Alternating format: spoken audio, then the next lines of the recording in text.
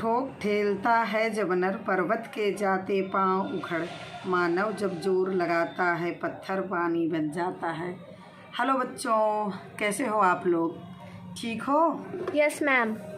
चलिए ठीक है, आज हम नाउन के फंक्शन पढ़ते हैं। फंक्शन ऑफ नाउन, ठीक है। चलिए, फंक्शन ऑफ नाउन क्या होता है? अभी तक हमने क्या क्या पढ़ा? नाउन की डिफिनेशन पढ़ी, काइंड्स ऑफ नाउन पढ़े, नाउन के नंबर पढ़े और नाउन के जेंडर पढ़े। अब हम क्या पढ़ रहे हैं? नाउन के फंक्शन और नाउन के केसेस।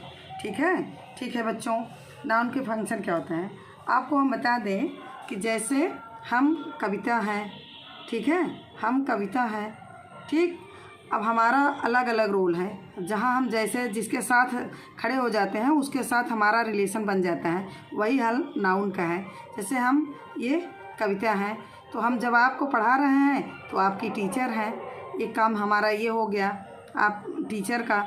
दूसरा काम हो गया हम किसी की पत्नी हैं, तो हम जो है हमारा रोल क्या है? एक पत्नी का रोल है। फिर क्या है? हम माँ हैं, तो हम क्या है? बेटी के साथ खड़े हो गए तो हम मम्मी बन गए, ठीक है। हम अपने जो है जीजा के साथ खड़े हो गए तो हम साली बन गए, ठीक।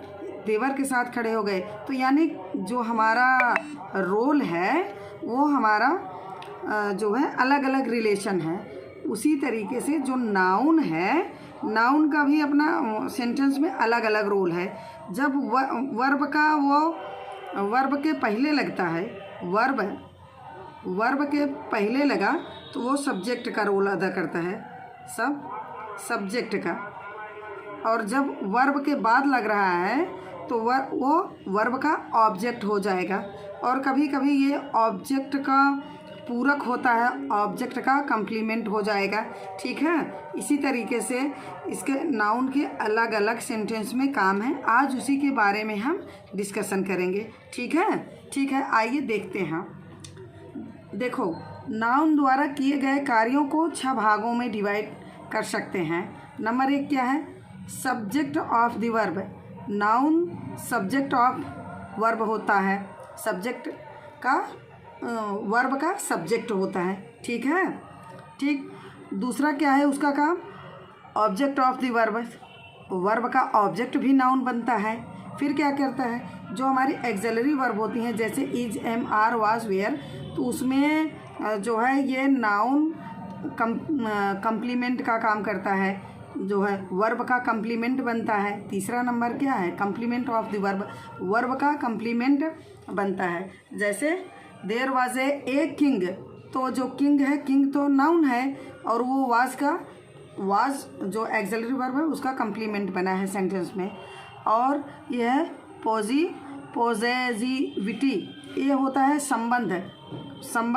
जैसे जब हम एक नाउन का दूसरे नाउन से संबंध बताते हैं, जैसे चिल्ड्रंस बुक, तो ये एपोस्ट्रोफी लगाकर इसको शो किया जाता है, वो होता है, उसमें भी वो नाउन का ही काम होता है। फिर देखते हैं अपोजिशन टू ए नाउन, ठीक है।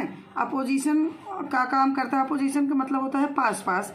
जब कोई नाउन एक ही व्यक्ति और वस्तु के बारे में, जब 2 नाउन एक ही व्यक्ति और वस्तु के बारे में बात करते हैं तो वहाँ अपोजिशन में होता है नाउन। फिर क्या होता है? Nominative of address.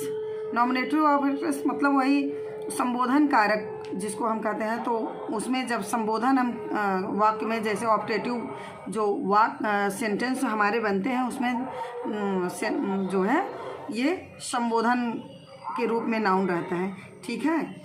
ये इसमें हम देखे हैं कि नाउन सेंटेंस में अलग अलग वर्ब के साथ मिल करके क्या क्या काम करता है, ठीक है। इन्हीं कार्यों के आधार पर नाउन के केसेस को डिफाइन किया गया है। अब इन्हीं कार्यों को देखते हुए हमारा जो नाउन का केस बना हुआ है, केस का मतलब होता है कारक हिंदी में, जो आप लोग समझ जाइए, केसेस से कंफ्यूज बिल्कुल मत होइए।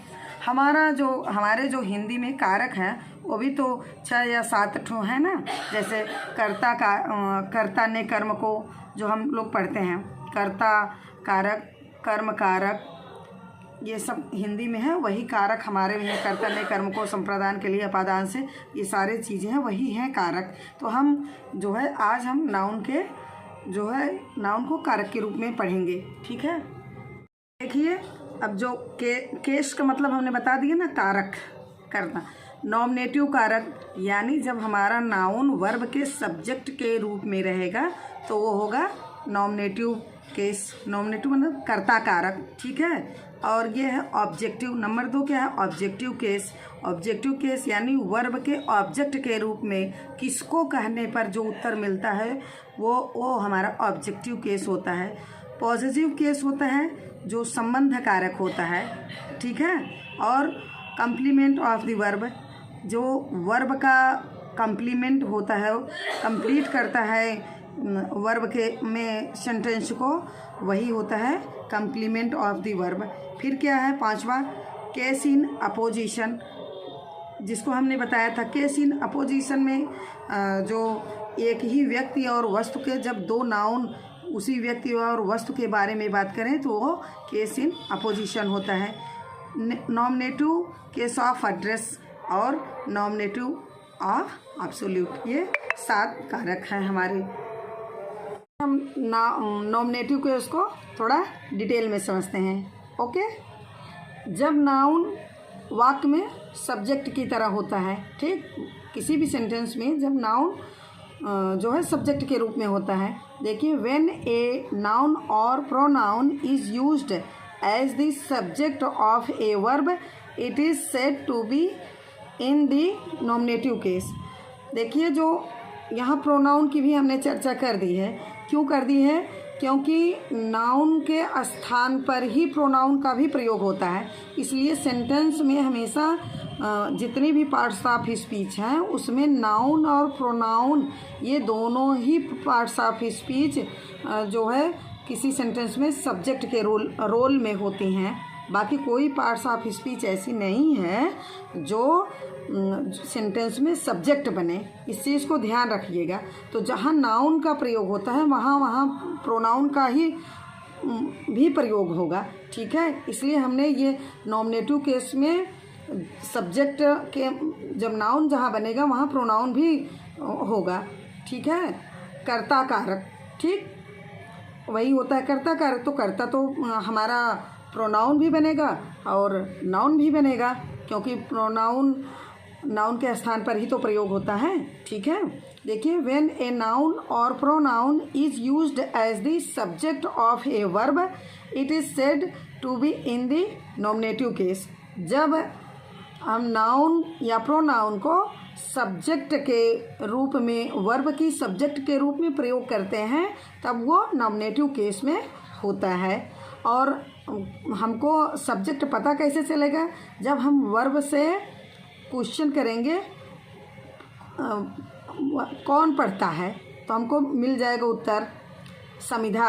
तो ये समिधा इस सेंटेंस का सब्जेक्ट हुई। अब देखो, सी थ्रो ए स्टोन। अब यहाँ वर्ब से हम पूछते हैं कौन फेंका पत्थर, कौन, तो सी, वह, तो ये भी सब्जेक्ट है, प्रोनाउन। तो चाहे यहाँ कोई नाम लिख दो तो ये जो है ये नाउन हो जाएगा, और नाउन के स्थान पर शी का प्रयोग हुआ है, किसी प्रोनाउन का प्रयोग हुआ है, तो ये सब्जेक्ट जो है नाउन और प्रोनाउन दोनों बन सकते हैं। ठीक, चलिए अब नंबर 2 देखते हैं, ऑब्जेक्टिव केस। ठीक, ऑब्जेक्टिव केस क्या है? व्हेन ए नाउन और प्रोनाउन। ठीक है, इसमें भी ऑब्जेक्टिव केस में भी जब ऑब्जेक्ट बनेगा, जो है वर्ब का ऑब्जेक्ट बनेगा, तो वो नाउन भी हो सकते हैं और प्रोनाउन भी हो सकते हैं। इस चीज़ का ध्यान रखना, जहाँ जहाँ हमारा नाउन प्रयोग होगा नाउन के स्थान पर ही प्रोनाउन का भी प्रयोग हो सकता है। तो जब कर्म कारक हमारा बनेगा तो नाउन भी हो सकता है वर्ब का और प्रोनाउन भी हो सकता है, इसमें कंफ्यूज मत होइएगा। ठीक है, व्हेन ए नाउन और pronoun is used as the object of a verb it is said to be in the objective case. ठीक है, जब नाउन या प्रोनाउन का प्रयोग सेंटेंस में वर्ब के ऑब्जेक्ट की तरह होता है तो वह नाउन या प्रोनाउन ऑब्जेक्टिव केस में होता है। ठीक, अब देखिए ही राइट ए लेटर। अब ये लेटर जो है हमारा नाउन है और इस वर्ब का ऑब्जेक्ट है। ठीक है, क्या लिखता है या किसको लिखता है, यहाँ जब वर्ब से किसको का क्वेश्चन हम करेंगे तो हमको ऑब्जेक्ट मिल जाएगा। ठीक है, अब ये नाउन हमारा किस रूप में है, ऑब्जेक्टिव कर्म के रूप में है, ऑब्जेक्टिव केस में। ठीक, ही राइट ए लेटर। ठीक, तो किसको लिखता है, ए लेटर पत्र को लिखता है, पत्र को लिखता है, तो ये हमारा ऑब्जेक्टिव केस है ये नाउन। ठीक है, ही ड्रिंक वाटर। अब वह क्या पीता है, तो हमको उत्तर मिलता है किसको पीता है। ठीक है, तो हमको ये वाटर नाउन है, ये ड्रिंक वर्ब का ऑब्जेक्ट है। ये जो है ऑब्जेक्टिव केस में है, ये अभी इस समय कर्म कारक के रूप में है यह नाउन। ठीक है, आई प्ले फुटबॉल, किसको खेलता है या क्या खेलता है, मैं क्या खेलती हूँ। ठीक है, तो ये उत्तर मिल जाता है फुटबॉल वर्ब से क्वेश्चन करने पर। तो ये वर्ब का ऑब्जेक्ट है और यहाँ नाउन वर्ब के ऑब्जेक्टिव केस में है। ठीक है, she gave you a pen. देखिए ध्यान दीजिए, इसमें दो she gave you a pen, इसमें दो ऑब्जेक्ट हैं, ये वर्ब है, ये भी ऑब्जेक्ट है, ये भी ऑब्जेक्ट है। तो जो सजीव ऑब्जेक्ट होते हैं उसको इनडायरेक्ट ऑब्जेक्ट कहते हैं, जो निर्जीव ऑब्जेक्ट होते हैं उसको डायरेक्ट ऑब्जेक्ट कहते हैं, और जो सजीव ऑब्जेक्ट होते हैं वो इनडायरेक्ट ऑब्जेक्ट यानी वो वर्ब के बाद ही होते हैं। ठीक है, चलिए बच्चों देखते हैं नंबर 3 पॉजिटिव और जेनेटिव केस। किसी सेंटेंस में एक नाउन का दूसरे नाउन पर हक, ऑनर या रिलेशन स्थापित करने के लिए होता है। जैसे रामाज मदर, यहाँ राम की माँ, तो ये राम भी तो नाउन है और माँ नाउन है। तो राम क्या है, ये प्रॉपर नाउन है, मदर क्या है, कॉमन नाउन है। तो ये इन दोनों का रिलेशन जो है एपिस्ट्रॉफी यस लगाकर जो है किया जाता है, संबंध बताया जाता है। ठीक, ये एपिस्ट्रॉफी लगाने से हो जाता है कि राम की माँ, काकी के हो जाता है। ठीक है, जो हमारा हिंदी में होता है षष्ठी विभक्ति काकी के रिलेशन बताता है ना, वही चीज़ है यहाँ। रामाज मदर, चिल्ड्रंस बुक, बच्चों की किताब, बॉयज़ स्कूल, लड़कों का स्कूल। ठीक है, यहाँ ये यस जो लगा है इसके एपिस्ट्रॉफी के कुछ नियम होते हैं। एपिस्ट्रॉफी हमेशा सजीव नाउन में लगता है। ठीक, जहाँ निर्जीव होता है वहाँ ऑफ लगता है। ठीक, यहाँ राम ये प्रॉपर नाउन है, यहाँ लगा है यस। अब जो प्लूरल नाउन होते हैं जैसे चिल्ड्रन, और जिस नाउन के अंत में यस ना लगा हो उसमें तो यहाँ कॉमा लगा के एपिस्ट्रॉफी लगा के ये यस लगा देते हैं। ठीक है, लेकिन जो प्लूरल नाउन यस से एंड में यस आता है उसमें यस लगाकर सिर्फ एपिस्ट्रॉफी लगा देते हैं। ये संकेत ही इसका रिलेशन बताता है। Boys school. देखो बच्चों नंबर 4 वर्ब जो है वो नाउन हमारा जो है वर्ब का कम्प्लीमेंट भी बनता है, यानी वर्ब को पूर्णतया देता है। यानी अगर नाउन वर्ब कोई है उसमें अगर उसके आगे नाउन ना लगाया जाए तो वो सेंटेंस बिना नाउन के कंप्लीट नहीं होता है। तो वहाँ भी हमारा नाउन वो रोल अदा करता है। ठीक है, जैसे सेंटेंस में नाउन सब्जेक्ट एंड ऑब्जेक्ट दोनों रूप में वर्ब का कम्प्लीमेंट बनता है। देखते हैं उदाहरण, जैसे राजेश बिकेम ए डॉक्टर।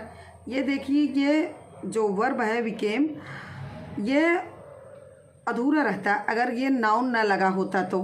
ठीक है, तो यहाँ जो है इस वर्ब को कंप्लीट कर रहा है ये हमारा नाउन, तो वही होता है कम्प्लीमेंट, यानी पूर्णतया प्रदान कर रहा है सेंटेंस में। एक रोल इसका नाउन का ये भी होता है कि सेंटेंस में वर्ब को पूर्णतया प्रदान करता है। ठीक है, सी इज़ ए टीचर। अब यहाँ सी इज़, तो ये अधूरापन रहता है ना जब तक यहाँ ये कोई नाउन नहीं रखा जाता।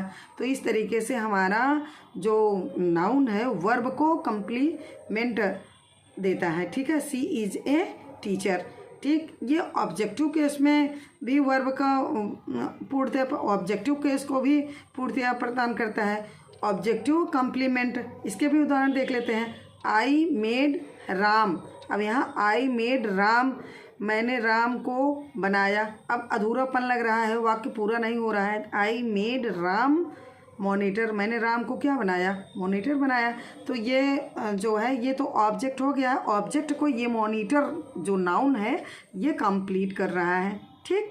सी कंसीडर हिम ट्रस्टवर्थी, अब देखो जो हिम है इस कंसीडर का ऑब्जेक्ट है, लेकिन वह उसको क्या सोचती थी कि उसको सोचती थी कि विश्वसनीय है, विश्वास पात्र है। तो ये ट्रस्टवर्थी जो है ये हमारा नाउन है, इस ऑब्जेक्ट को कम्प्लीमेंट दे रहा है, ठीक है। चलिए बच्चों देखते हैं number 5, case in opposition. Opposition का मतलब होता है पास पास, हैविंग नियर, अर्थात पास पास रखना। जब दो नाउन एक ही व्यक्ति या वस्तु को बताते हैं, अर्थात दोनों नाउन एक ही व्यक्ति के बारे में स्पष्ट करते हैं, ठीक है, तब वहाँ केस इन अपोजिशन होता है। जैसे Reema her sister is an honest woman, ठीक है। अब जो रीमा है, अब वुमेन कैसी है, ऑनेस्ट वुमेन है। ऑनेस्ट वुमेन को स्पष्ट करने के लिए हर सिस्टर, ये सिस्टर भी नाउन है, रीमा भी नाउन है, दोनों नाउन पास पास हैं और दोनों ही इस जो है ऑनेस्ट वुमेन इसी के बारे में बात कर रहे हैं, ठीक है। Reema her sister is an honest woman, ठीक। इसमें जो सिस्टर है ये केस इन अपोजिशन है, ठीक। अगला देख लेते हैं नॉमिनेटिव ऑफ एड्रेस। इसमें क्या होता है कि संबोधन किया जाता है, इसको जो संबोधन कारक होता है वही होता है। और ऑप्टेटिव केस में ऑप्टेटिव सेंटेंस जो बनते हैं, उस सेंटेंस के पहले जब किसी को संबोधित किया जाता है तब ऐसे सेंटेंस बनते हैं, वहाँ इस नाउन का प्रयोग होता है। जैसे boys don't make a noise, तो देखिए इसमें बच्चों को संबोधित किया गया है कि बच्चों शोर मत मचाओ, बच्चों, तो ये संबोधन है ना। बॉयज़ लड़कों शोर मत मचाओ, boys don't make a noise, ठीक। यहाँ राहुल गो देयर, यहाँ राहुल को पहले संबोधित किया गया है, कामा लगा हुआ है, राहुल गो देयर, राहुल वहाँ जाओ। 7 नंबर का देखते हैं बच्चों, नॉमिनेटिव एब्सोल्यूट, ठीक है। Weather permitting we shall go to Srinagar, God willing we shall have good harvest this time. यहाँ विदर और गॉड का प्रयोग नॉमिनेटिव केस में हुआ है, यानी नॉमिनेटिव केस क्या था, आगे हम पहले पढ़ चुके थे ना। सबसे पहला केस नॉमिनेटिव केस, तो वहाँ सब्जेक्ट बना हुआ था सेंटेंस का, तो वही होता है नॉमिनेटिव केस। तो यहाँ विदर और गॉड का प्रयोग नॉमिनेटिव केस में हुआ है। ये शब्द मुख्य वाक्य में प्रेजेंट पार्टिसिपल, ये प्रेजेंट पार्टिसिपल है। यहाँ विलिंग और यहाँ परमिटिंग के प्रेजेंट पार्टिसिपल द्वारा जोड़े गए हैं। ये क्या हुए हैं, इसके प्रेजेंट पार्टिसिपल द्वारा ये नाउन जो है विदर और गॉड जोड़े गए हैं। नाउन के इस तरह के कार्य को नॉमिनेटिव एब्सोल्यूट कहा जाता है। यानी weather permitting we shall go to Srinagar, मौसम ने परमिशन दे दिया है, हम अब श्रीनगर चले जाएंगे। गॉड विलिंग और भगवान की इच्छा से we shall have good harvest this time, हमारे पास क्या होगी, अच्छी फसलें होंगी, ठीक है। तो ये हमारे सेंटेंस में ये विदर और गॉड जो है ये दोनों तो नाउन है, लेकिन प्रेजेंट पार्टिसिपल से जुड़ करके ये मुख्य सेंटेंस से जुड़ गए हैं। इस तरह के प्रयोग को कहते हैं नॉमिनेटिव एब्सोल्यूट, ठीक है बच्चों। ठीक से ध्यान से पढ़ लीजिएगा, ठीक। Take care, bye bye.